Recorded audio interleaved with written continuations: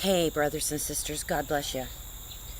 Well, I'm not going to keep you here long, but I got some important things that I want to talk to you about. They're very, very important. First, I want you to keep the people of North Carolina, South Carolina, and the people of the United States in your prayers, your brothers and sisters all over the world. We need to pray for humanity like never before, brothers and sisters. I am not trying to sound like some kind of nut, but it's in our face, okay? It's in our face, and we need to be mature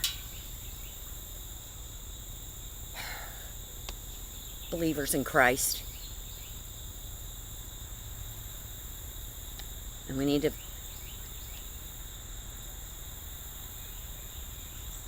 understand the time we're in and what's happening. So what I'm talking to you about are some specific points.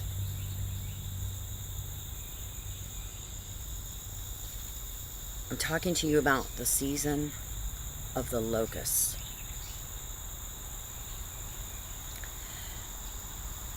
Guys, I've told you that there are months of swarming, attacking.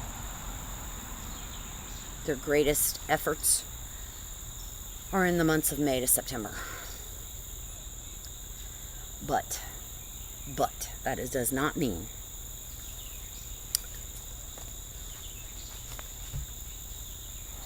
that they don't do things all the time.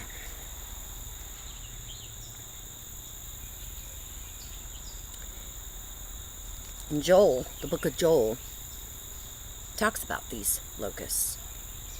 Now in Revelation 9, we know it talks about 5 specific months. But brothers and sisters, that 5 specific months is the months that God is going to take full command over these demonics. They can't do whatever they want to do. They're specifically driven to do certain things for the correction of Jerusalem and Israel in the Middle East.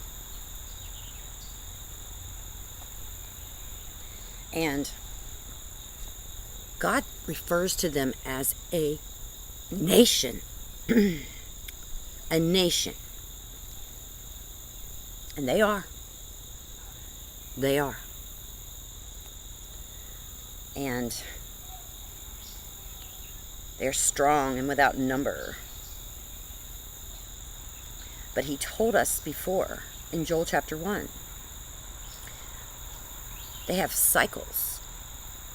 Palmer worm, then the locust, and that which the locust had left, the cankerworm eats, and that which the cankerworm had left, the caterpillar eats. Now, these are not the normal life cycle of a locust.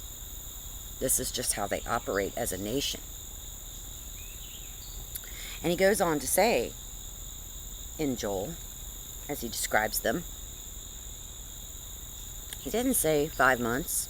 No, you know what he says in his word there? He says, and I will restore to you the years that the locusts have consumed and eaten and destroyed. This is a demonic nation, brothers and sisters.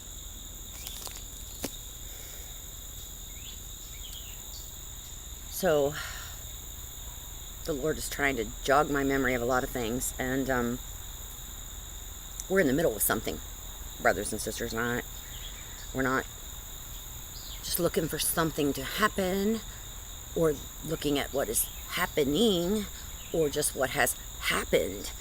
We've got to be aware of what are we in the middle of right now, and how much has God warned us over and over and over and over.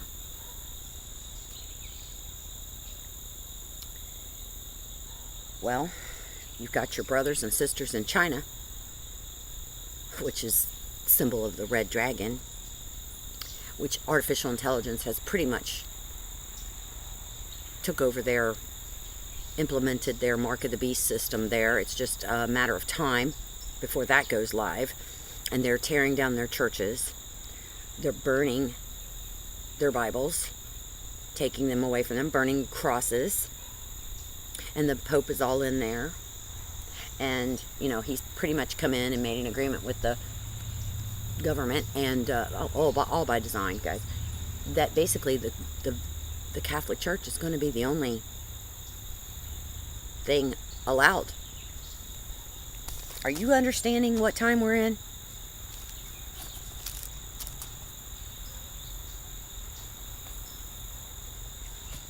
I'm going to take you back before 9/11 of 2001. I'm going to take you back to that day. Okay? I'm going to take you back before then. And those of you that are old enough are going to remember this. And those of you that are not old enough, check it out and pray about it. On 9/11, 1991, Bush Sr. had his creepy New World Order speech, correct? And vowed that they would be successful.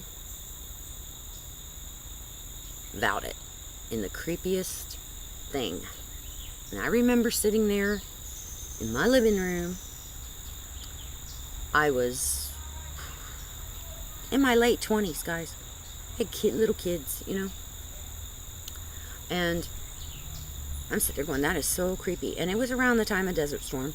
It was after Desert Storm.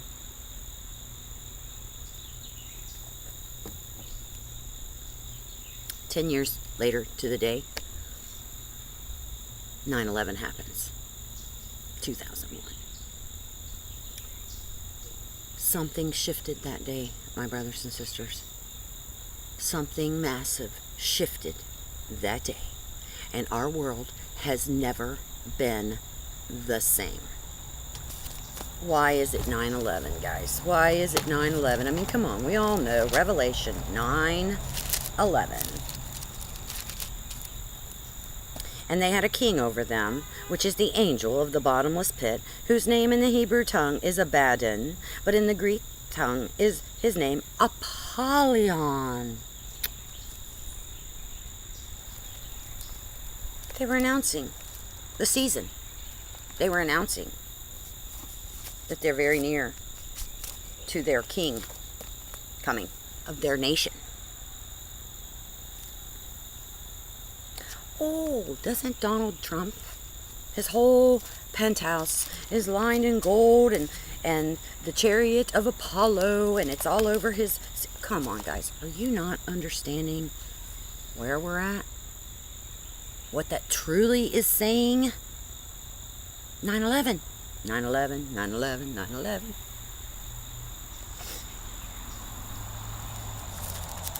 And then what happened after this election? After November election and Trump,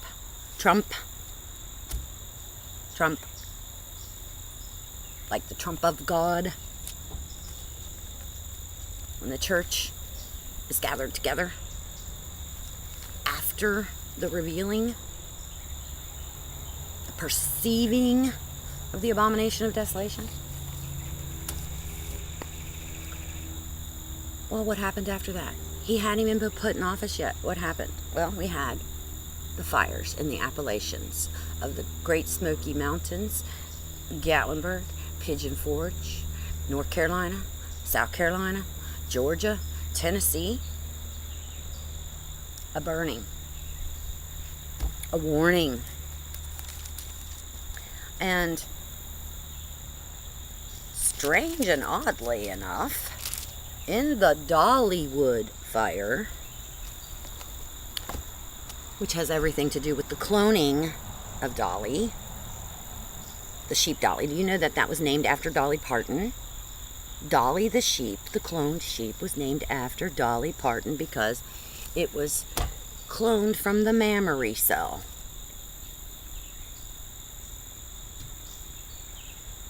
So in Dollywood was found a Bible that was burnt, except for the pages of Joel chapter 1 and the first verse of chapter 2.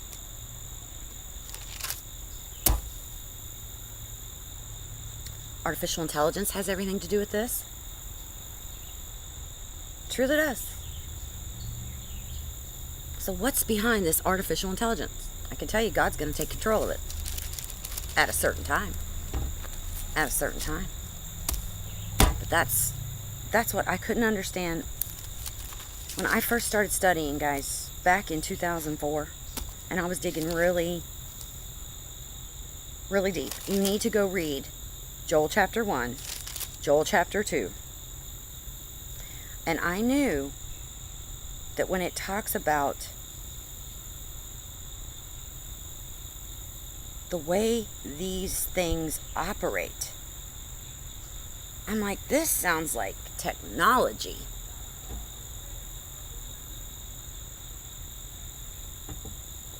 I'm like, this sounds like Wi-Fi and internet technology. So, you know, they're in people.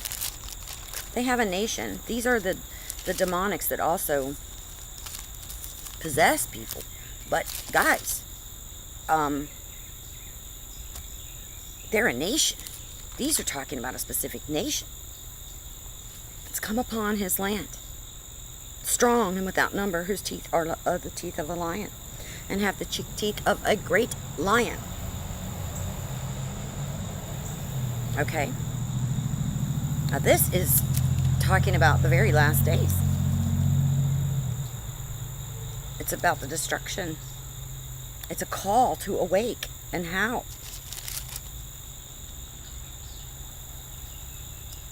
And these verses of the fire, the morning,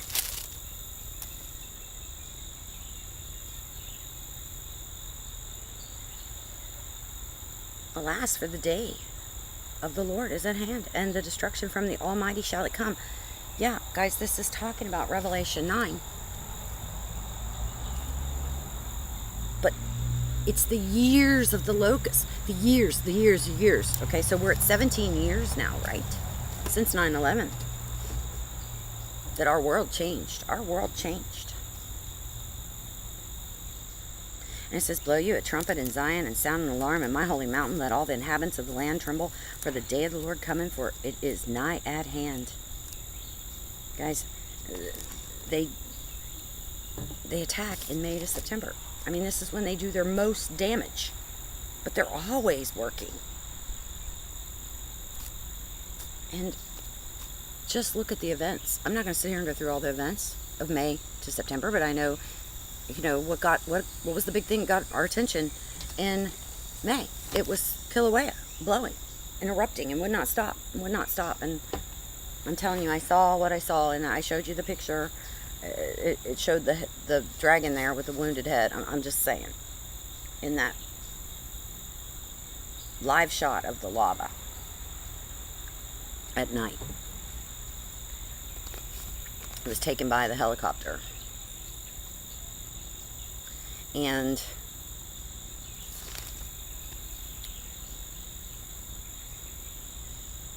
he's explaining how they do. And he says that they do all these things, and they break through the walls and the windows, and they run to and fro. Run to and fro. What did Daniel say? To and fro. To and fro. Okay? Knowledge is increased, and they run to and fro. That's what Daniel prophesied. This was so horrible, it made Daniel physically sick. What he was seeing happening. The darkness, the calamity, the evil.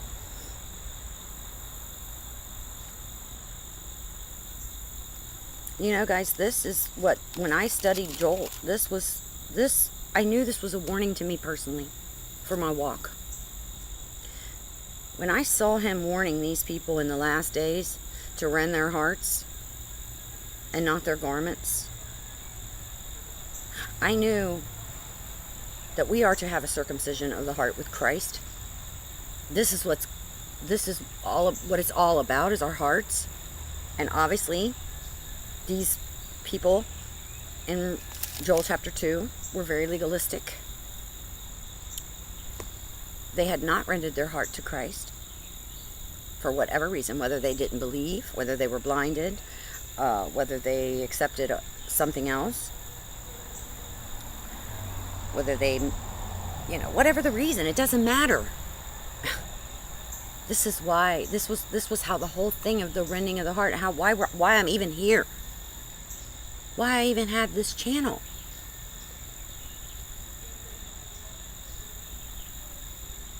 And he says, he tells them what to do, and he tells them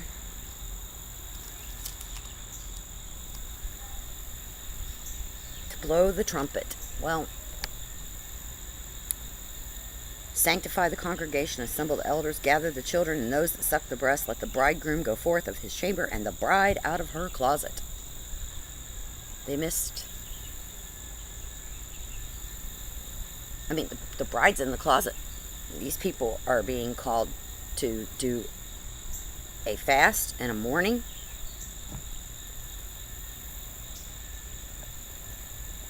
This is not the bride, guys. I missed it.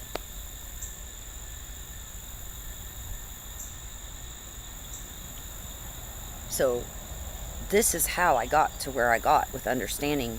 I always knew it was a circumcision of the heart, but I didn't understand what it really meant to rend my heart to him. And once I knew, I had to share it. And that's what I've been doing here. That's what I've been doing here. That's my whole purpose. But I know, guys, when this election went on, in the days while the whole candidates were doing their thing, and I was driving down the road here, and it was early, guys. It was like not anywhere near the day of the election, okay? I thought this is really kind of early to be having a sign like this, and it was one of those animated billboards, and it just kept flashing, Trump, Trump, Trump, Trump. And I'm like, immediately my heart knew what God was saying. He was talking about the trump of God that Paul refers to. Paul didn't call it a trumpet at that time. He called it the trump. Isn't that odd? The trump of God. Talking about our gathering back together. Guys, when do we gather back together? When do we gather back together? 2 Thessalonians chapter 2. There's first a falling away, an apostasy, a defection of the faith.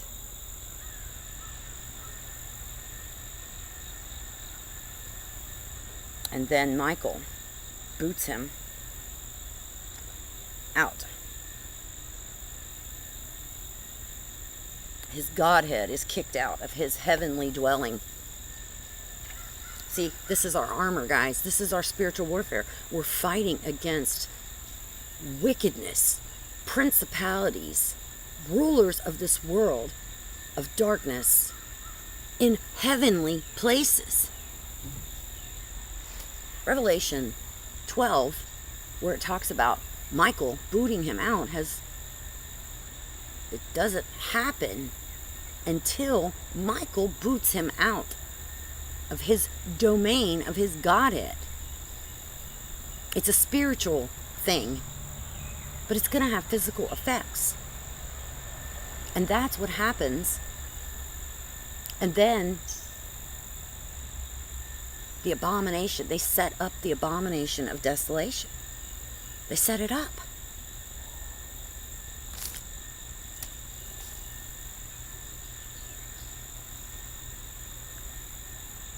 So Jesus says, when you perceive,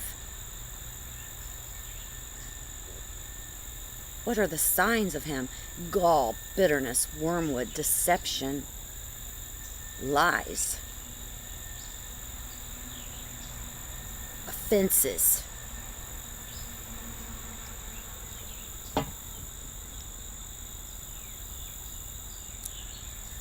Believing a lie. Calling good evil and evil good. I hope you're getting where I'm going with this. I hope you see what I'm saying.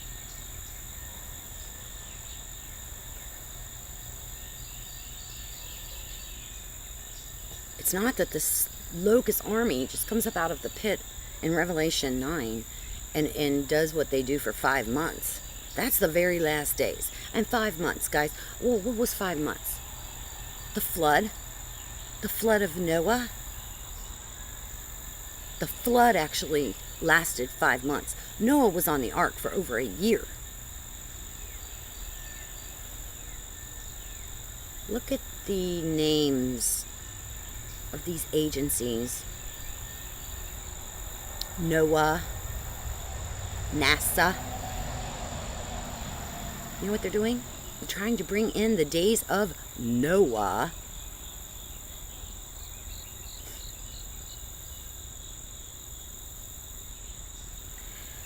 When the enemy comes in like a flood, the Lord will lift up a standard, a banner against him. What do we read in Revelation 12? The woman. The woman in the wilderness. When the dragon, after he's booted out, it's the last 3.5 years, he sends a flood after her, like a river. The eastern half of South Carolina is going to be inundated underwater in days. North Carolina is suffering.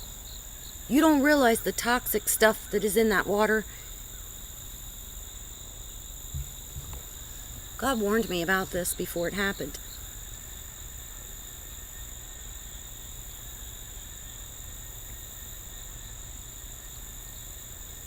Oh, and guess what? Florence, she's not done yet. Did you know that? She's not done yet. So, according to the Weather Channel, she's out there and she's still circulating around, and now she's reinvented herself. Are you following that? And now she's invest something, and she's expected to go right back to the North Carolina coast as a tropical storm or some kind of big rainmaker. Hello, come on, guys. Let's wake up. If anybody believes that anything about this so-called Florence is the way they've told you it is, you're asleep, and I don't know what to do to wake you up.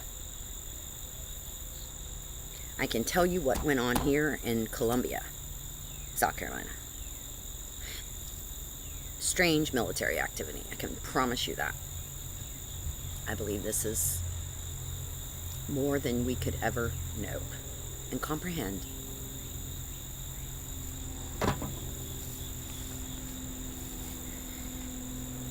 They evacuated a base here in Columbia, an army base that has never evacuated for storms. As a matter of fact, they're always who takes in the other military personnel during a hurricane or a storm or some kind of event on the coast. And they evacuated it.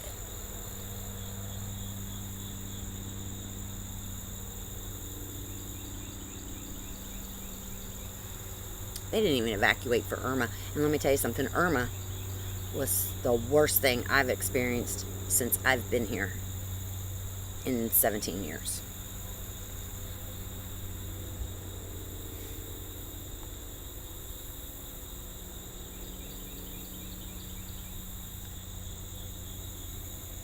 And I don't know if you heard or not, but there was 2 women being taken in custody to a mental health facility. They were mental health patients that had been court ordered to go to mental health. And they were being taken by these two deputies down in near Myrtle Beach, near Conway, I think it was, somewhere down there, going towards that direction. And for whatever reason, these two officers that were escorting these two women that were in the back of a van, police van, went around the barricades and drove straight into the floodwaters. And these two women drowned. And the two officers survived, sitting on top of the van.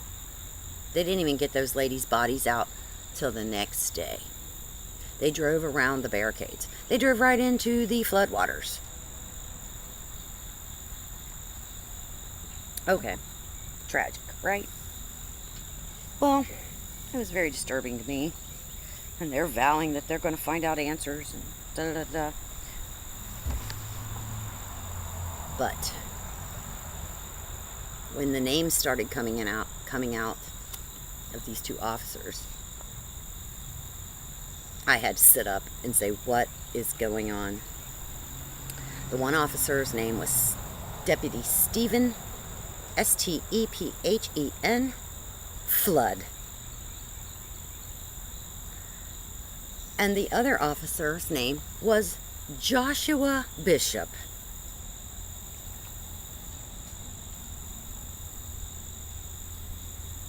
I don't know if you're following what I'm saying, but would they make up these names on purpose? For what? I don't know. Do I believe two women died? Yes, I do. Do I believe those are their names of the officers? Yeah, I do. I do. I don't believe it's fake. I believe God is speaking to us. What is Stephen? It's a crown. Who was Stephen? The first martyr. He was martyred and got a crown. Flood? I mean, come on. Deputy Stephen Flood drove these two women into the flood and they perished. Somehow it took them 24 hours to even get them out of the van. But the two officers survived. But they say they couldn't get them out of the van. Pray for those people, those families. These were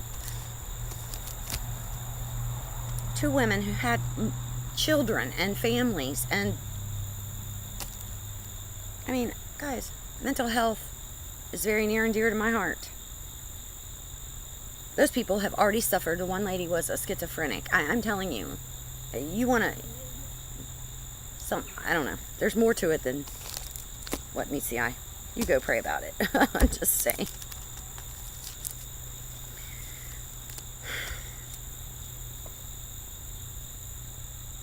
What I'm trying to tell you here, in the best way I can, is that we're not waiting for something. We're in the middle of something. And Jesus, Yeshua the Christ, is the bishop, the shepherd of our souls. And you can't earn his grace. And if we've never humbled ourselves before, let us humble ourselves now.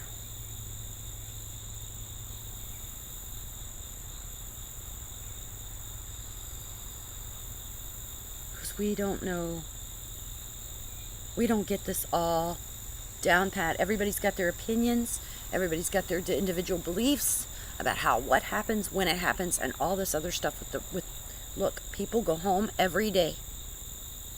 Every day. And I have known for quite a little while now. Let's just say since the spring. And it's increasing each day. that I know I cannot take 1 minute for granted. Not 1 moment for granted. And we're not worthy, guys, but He is. And that's the only way to be found worthy.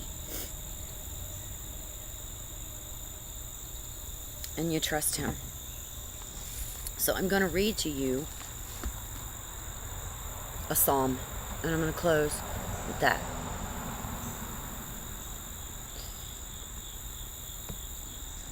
Because it's a psalm that's near and dear to my heart, and the Lord just drove me right back into it yesterday, and He gave me confirmation after confirmation. Guys, I get so many confirmations lately that I can't even share them all. I cannot share everything. And I know I probably not done a great job here, but I did try. And I love my brothers and sisters. I'm thankful for each and every one of you. I just want you to know that. So I'm going to read to you Psalm 27. And I'm going to read it to you out of the Companion Condensed, where it just breaks down the true definition or the true meaning of certain words, the way they were actually written in the Hebrew. Okay, so Psalm 27. The Lord is my light and my salvation. Whom shall I fear? The Lord is the strength for protection of my life. Of whom shall I be afraid? When the wicked, even mine adversaries and my foes, came up upon me to eat my flesh, they stumbled and fell. Though a host should encamp against me, my heart shall not fear. Though war should rise against me, in spite of this will I be confident. One thing have I desired of the Lord, that will I seek after, that I may dwell in the house of the Lord all the days of my life, to behold the delightfulness of the Lord, and to contemplate with admiration in His palace. For in the day of trouble He shall protect me. In His dwelling, in the secret place of His habitation shall He hide me. He shall set me upon a fortress. And now shall my head be lifted up above my enemies round about me. Therefore will I sacrifice in His habitation joyful sacrifices of joy. I will sing praises unto the Lord. Hear, O Lord, when I cry with my voice. Show favor also upon me, and answer me. To Thee, my heart, He hath said, seek Thou my face. O Thy face, O Jehovah, will I seek. Hide not Thy face far from me. Put not Thy servant away in anger. Thou hast been my help. Leave me not, neither forsake me, O God of my salvation. When my mother and my father forsake me, then the Lord will receive and protect me with His saints. Point out me the way, O Lord, and lead me in a plain path, because of those that observe me. Deliver me not over unto the soul of my adversaries, for false witnesses are risen up against me, and such as breathe out cruelty. I have believed that I shall see the goodness in the land of the living.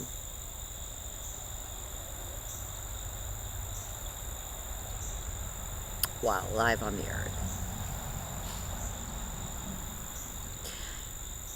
I prefer it.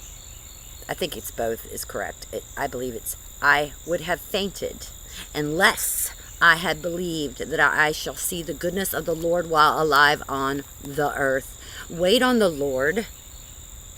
Be of good courage, and He shall strengthen thine heart. Wait, I say, on the Lord. That is what He's told me to do. To wait on Him.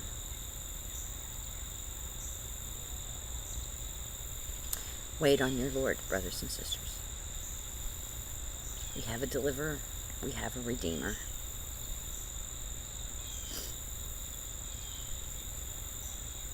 seek his face.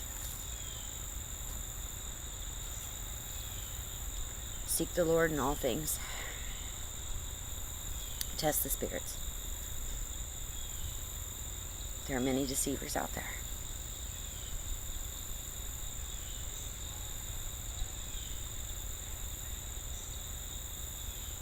Time to really make sure there's no detachment of your umbilical cord right now, or you could come out as a stillborn. Just saying. No time to play around. Love to y'all, brothers and sisters. God bless you.